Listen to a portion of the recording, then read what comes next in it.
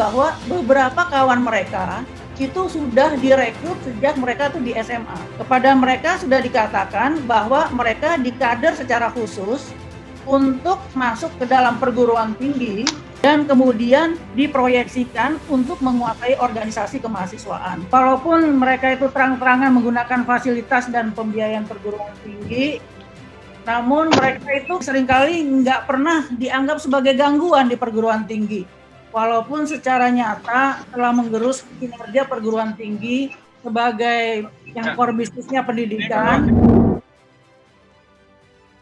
Selamat malam Mas Guntur Romli. Senang sekali saya bertemu dengan Anda. Kita semua senang bertemu dengan Anda.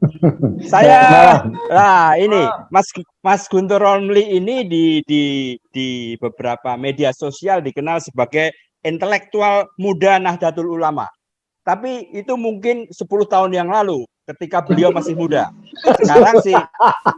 Sekarang sih lebih muda dari saya, tetapi rasanya sih sudah tidak muda lagi. Itu yang pertama. Yang kedua, saya kenal beliau itu kira-kira 10, 15 atau 20 tahun yang lalu. Sebagai apa? Pada waktu itu beliau masih muda dan saya sebagai mahasiswanya di dalam sebuah extension course di daerah Utan Kayu sana.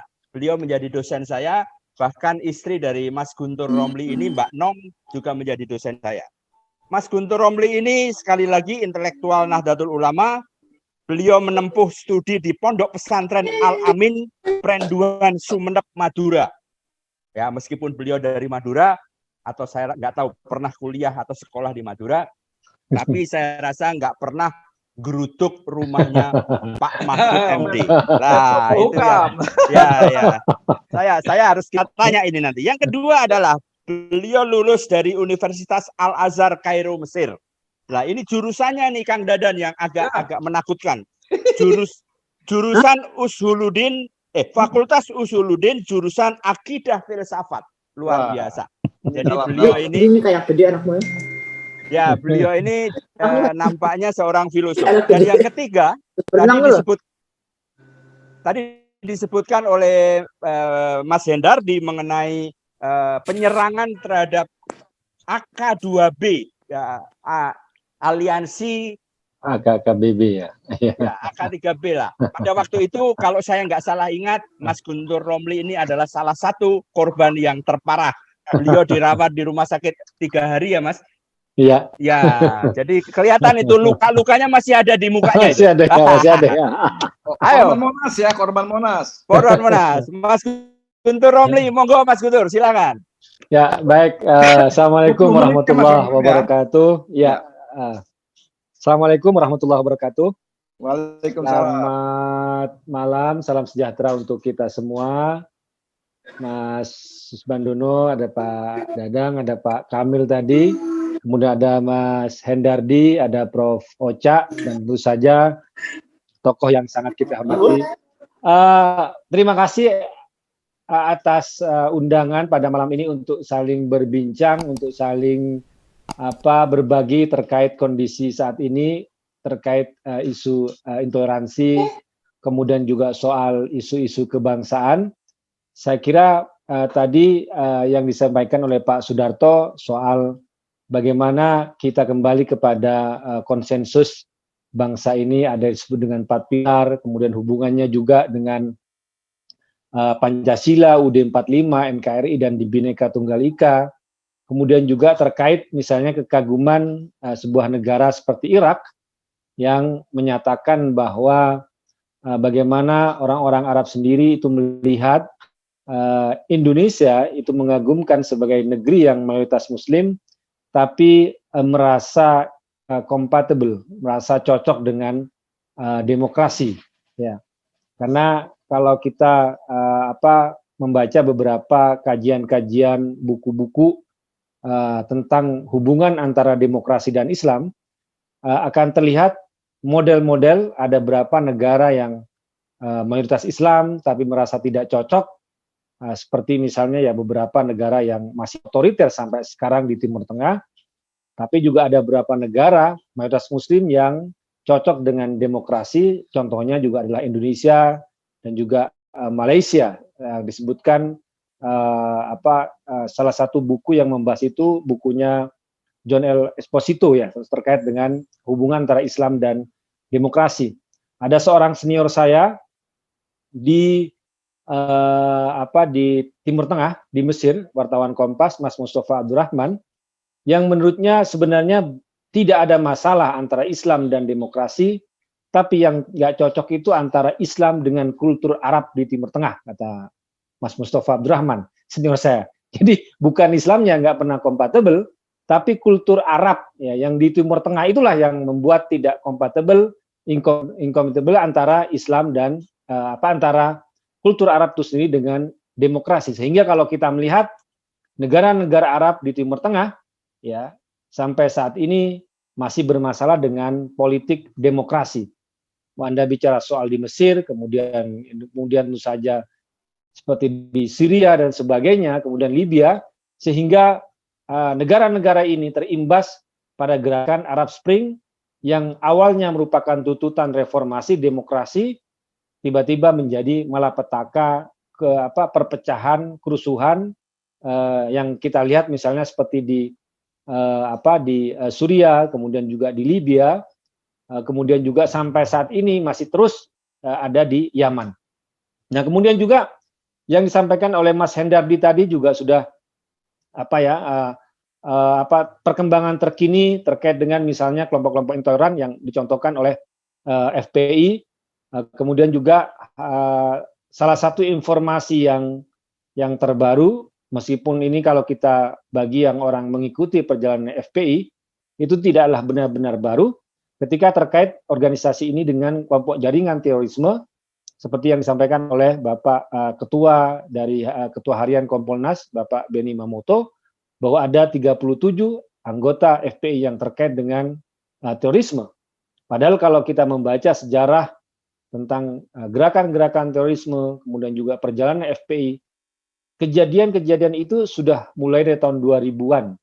Bahwa tokoh seperti Abu Rimba, FPI Aceh, yang terlibat dengan terorisme merupakan informasi yang sudah lama.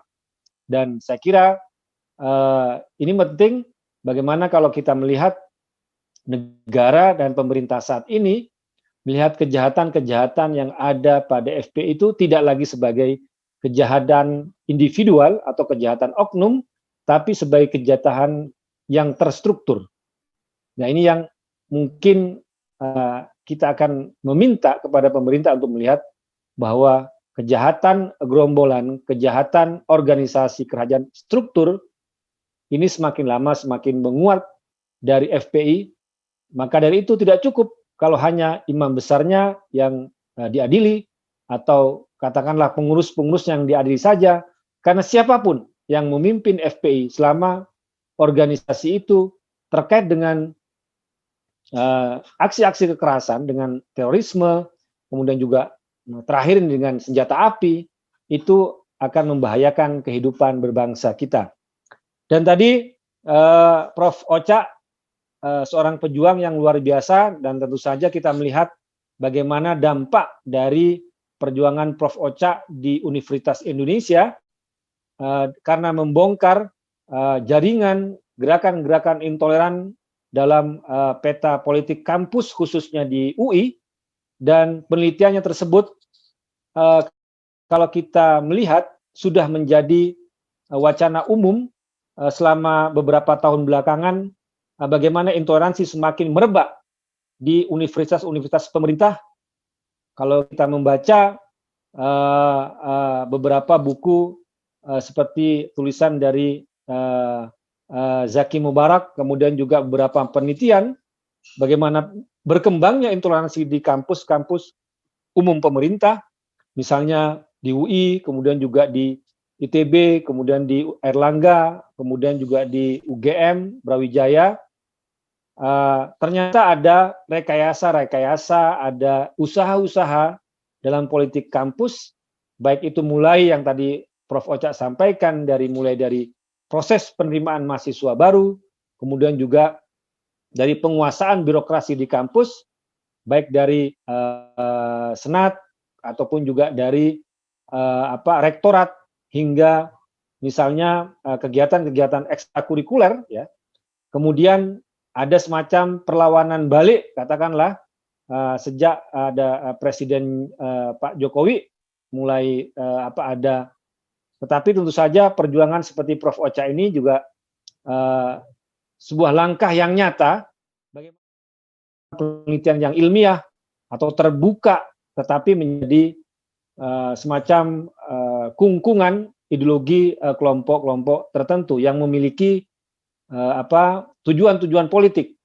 Ya, tidak perlu ditutup-tutupi bagaimana kaitan PKS dengan UI sendiri, pengkaderan dari sana, kemudian juga seperti IPB dengan Hizbut Tahrir, dan sangat menyedihkan apabila mahasiswa lebih bersemangat untuk demo atau melakukan kajian-kajian kitab-kitab daripada melakukan penelitian di laboratorium ataupun melakukan penelitian-penelitian nyata untuk studi mereka. Ini yang sangat menyedihkan. Misalnya IPB itu kalau mahasiswanya, kalau yang HTI itu diajak penelitian di laboratorium paling males, tapi kalau suruh diajak demo, teriak-teriak khilafah itu paling semangat. Ini kan salah satu dari bagaimana ada degradasi kehidupan kampus pendidikan karena adanya kooptasi dari ideologi politik ya yang berbasis kepada agama.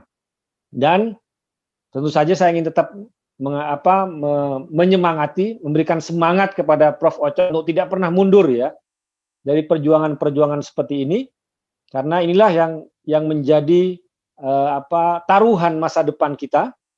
Karena kalau kita melihat bahwa fenomena radikalisme di kampus-kampus umum, di kampus-kampus pemerintah, sebenarnya itu hanya mengulangi fenomena yang ada di Mesir pada tahun 70-an. Kalau kita membaca tentang sejarah radikalisme dan terorisme yang berbasis kepada di kampus, bahwa radikalisme dan terorisme, Jamaah Islamiyah itu muncul itu malah di Universitas Kairo, di Cairo University, sebuah lembaga universitas milik pemerintah, ya, bukan di universitas agama seperti Al-Azhar, tapi JI dan Ikhwanul Muslimin, kelompok-kelompok radikal kalau di Mesir itu memang tumbuh di kampus-kampus umum pemerintah, bahkan di fakultas-fakultas eksakta, apakah kedokteran, apakah fisika, dan sebagainya.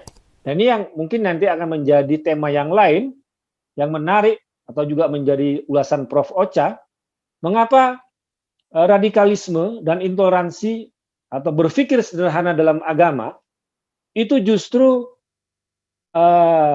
mendapat lahan, mendapat tempat di kampus-kampus yang eksak, ya, kampus-kampus umum, ya, dibanding misalnya dengan katakanlah seperti universitas agama, apakah seperti UIN, Universitas Islam Negeri Syarif Hidayatullah, ya.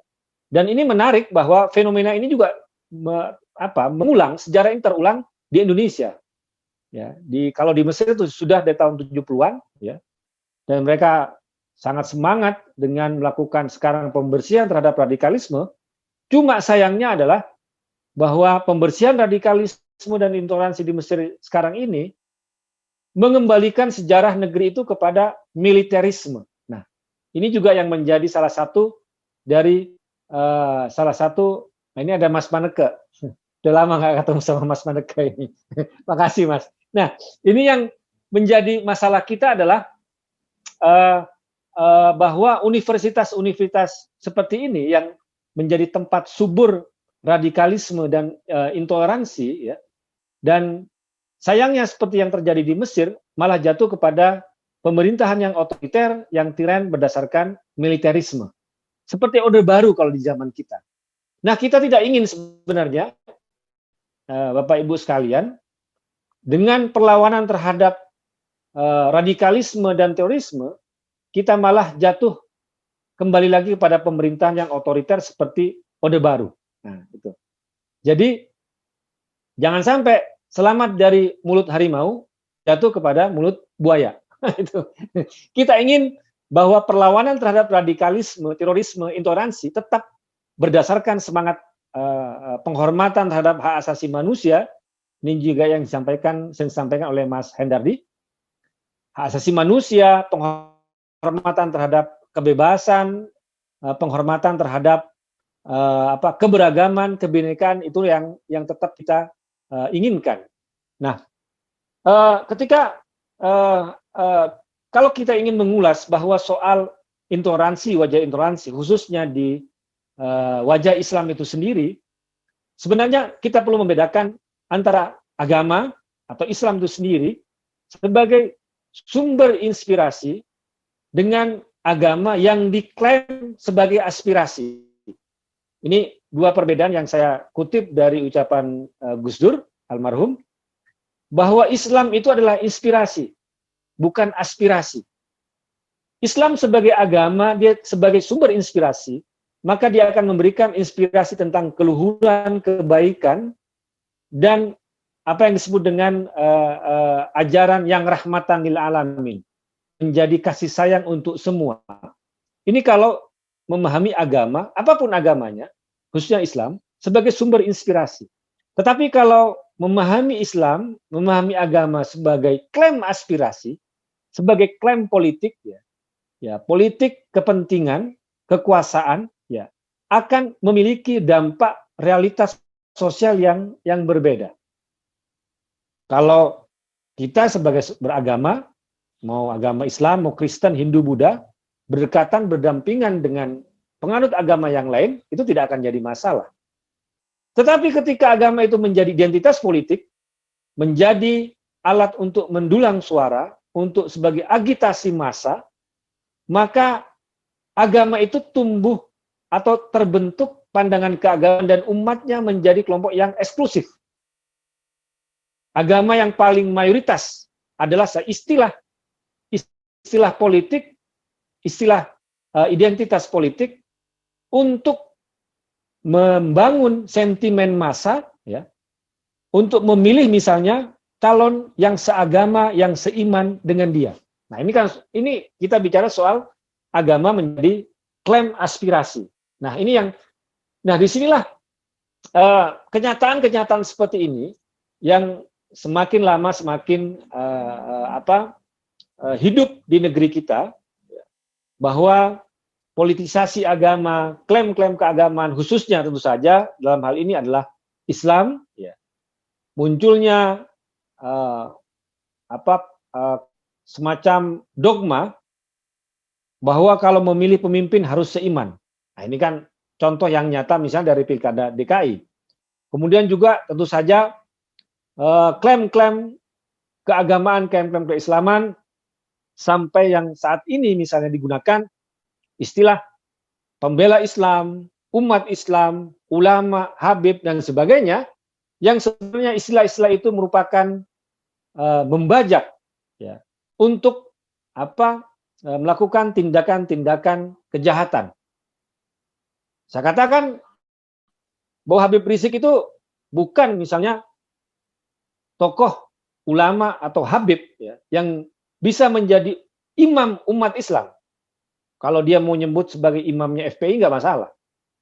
Ya, tapi kalau sebut dengan imam besar umat Islam Indonesia, siapa yang memberikan gelar itu kepada dia? Masalahnya kan hanya klaim-klaim sepihak. Ya.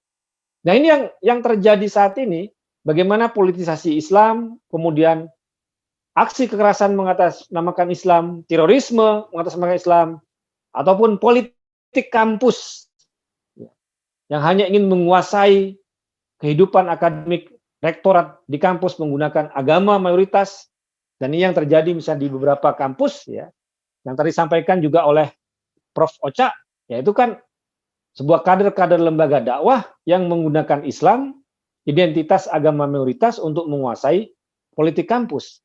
Nah, ini kan apa bedanya UI dengan misalnya Depok yang pilkadanya penuh dengan nuansa agama? Yaitu yang terjadi.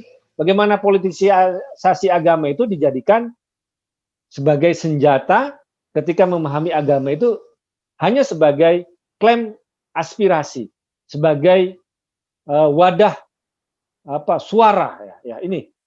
Nah, ketika kita melihat fenomena seperti ini, muncul misalnya dalam Islam itu sendiri, dalam sejarah Islam adalah sejarah yang penuh berdarah-darah. Kalau Bapak Ibu sekalian membaca sejarah Islam, 4 khalifah pengganti Rasulullah sallallahu alaihi wasallam, Sayyidina Abu Bakar, Umar, Utsman dan Ali itu, ketiga pengganti Rasulullah sallallahu alaihi wasallam itu ketiganya mati terbunuh. Ini adalah fakta sejarah yang semua orang juga sudah tahu. Kalau Sayyidina Umar itu terbunuh karena ada orang yang tidak puas dengan kebijakan dia, ya, dan itu juga kebijakan politik, ya. Tetapi kalau pembunuhan terhadap Sayyidina Utsman dan Sayyidina Ali itu kan sama juga orang Islam. Jadi kita tidak perlu heran ada kelompok-kelompok teroris, ya, yang bermimpi bertemu dengan 72 bidadari, menghancurkan kelompok-kelompok sipil, mengkafirkan kelompok yang lain. Kenapa? Karena Sayyidina Utsman pun yang itu adalah menantu dari Nabi Muhammad, dan Sayyidina Ali itu juga adalah sepupu dan menantu dari Nabi Muhammad itu dibunuh oleh orang Islam sendiri. Jadi ketika muncul kekerasan-kekerasan yang ada dalam umat Islam, sebenarnya pengulangan kembali terhadap sejarah. Yaitu kenapa misalnya? Ya ketika dikaitkan antara ajaran keagamaan, dogma-dogma Islam itu dengan kepentingan kekuasaan, dengan kepentingan politik. Pembunuhan terhadap Sayyidina Utsman adalah pembunuhan politik. Pembunuhan terhadap Sayyidina Ali merupakan pembunuhan politik. Jadi ketika Islam dipolitisasi, ketika Islam dijadikan sebagai alat politik untuk menyerang lawan-lawan politiknya, maka jangan heran muncul aksi-aksi kekerasan, muncul pengkafiran, karena siapa kita, misalnya kalau saya sendiri, umat orang Islam yang baru datang seperti ini, wong menantunya Nabi Muhammad, sepupunya Nabi Muhammad bisa dibunuh, ya, dengan pembunuhan politik yang menggunakan klaim-klaim keagamaan, apalagi kita yang manusia biasa. Nah, ini bahaya sekali ketika Islam memang dipolitisasi, diberikan sebagai senjata politik. Jadi ini saya kasih aja contoh yang paling ekstrim, ya, yang paling ekstrim yang pernah terjadi. Alangkah bahayanya ketika ajaran-ajaran Islam itu dipakai sebagai senjata politik. Nah, kemudian juga tradisi misalnya semacam pengkafiran, takfirisme yang ada dalam kelompok-kelompok Islam yang merasa paling benar, kemudian mengklaim kelompok yang lain sebagai kelompok yang sesat, sebagai kelompok yang kafir. Dan inilah, ya, kalau penceramah-penceramah keagamaan, ya, dibiarkan melakukan penyebaran ujaran kebencian dan juga pengkafiran, ini yang